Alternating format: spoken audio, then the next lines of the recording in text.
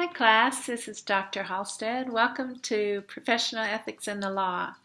This course is vital to your career as a marriage and family therapist and as actually any mental health professional, but we are doing it from the slant of our profession, marriage and family therapy.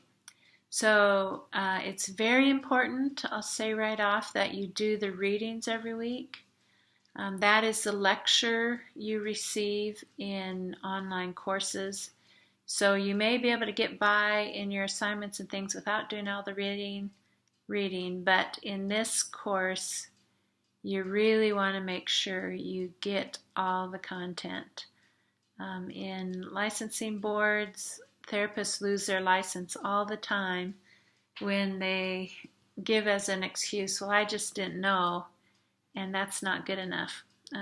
You may commit an ethical violation even if you're a good person who does the right thing, but if you don't know the ethical code, you may do an ethical violation and lose your license. So you don't want to do that after all the hard work you put in to get it. And just as people of faith, we want to consistently be above board and best practices.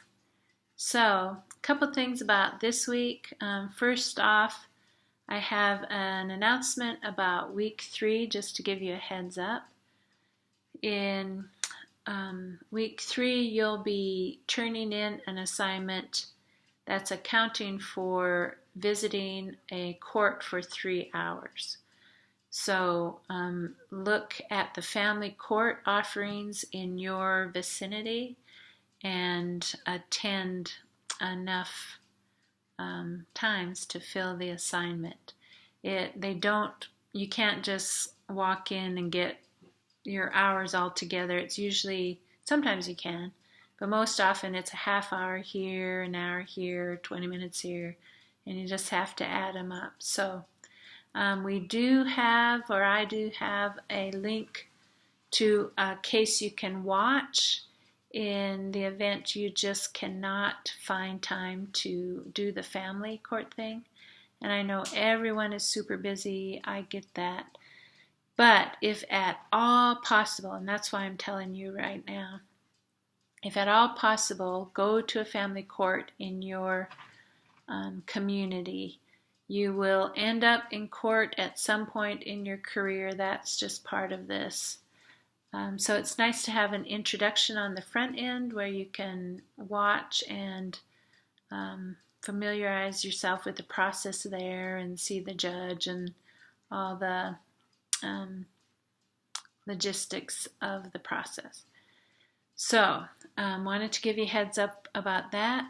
Another one of your discussion posts, it's talking about ethical decision making. And this is another instance where it's so important where you do the reading, because you have to get these ethical decision making processes down. There are about 3 of them, and you'll use them over and over and over in this course. And if you try to write about ethical decision making without being able to cite one of these processes, you'll get it wrong. So you'll do your reading and just especially find those, and you'll be using that in your assignment that you turn in at the end of the week. And what that assignment is you will be looking on the website of the licensing board for your state to look at ethical violations and what happened to those people, what were the consequences of that.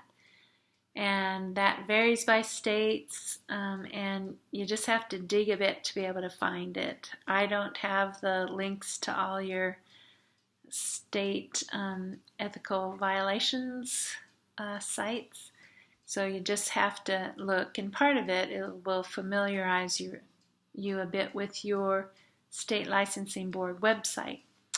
But if you absolutely cannot find it, I have a link to the Alabama site, and you can look there. But again, this is real stuff. This is your career, And it's really good to familiarize yourself with your licensing board. So some of the sites, some of the states give more information than others. If your state is one that just happens to name the violation and the person, and that's all you get, you just have to flesh that out with the material from the readings. So let me know if you have any questions, but a lot of this is about familiarizing yourself with your context and the resources and the state licensing board and all that stuff. So I'm glad to have you in class. One other thing that you probably have faced in other classes, but I want to make sure you know, is you have to post or you have to cite the readings of the week in every single discussion post. And even if it sounds like it just wants your opinion, you give your opinion and you say, in contrast, so-and-so says da-da-da, or this is similar to what so-and-so, blah, blah, blah. But regardless, I want to see, that's how you show me that you're doing the reading and understand the material.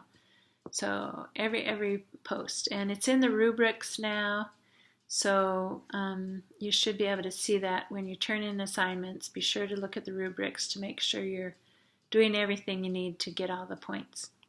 And another piece is if you're struggling with your writing, we have tutor.com available to you. So utilize that source.